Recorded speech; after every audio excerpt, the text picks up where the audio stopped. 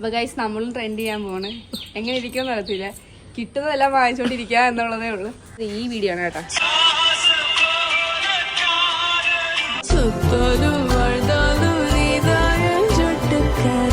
ഇപ്പഴല്ലെന്ന് ഈശ്വരോ, ഇതെന്തൊരു പാട്.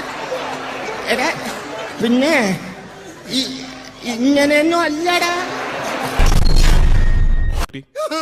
അയ്യോ കരയല്ലടാ. അപ്പൊ എല്ലാം പറഞ്ഞ പോലെ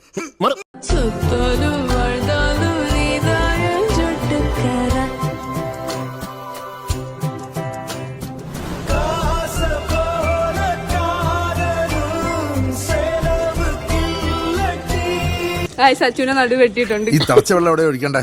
തന്റെ തലയിൽ ഒഴിക്കടോ.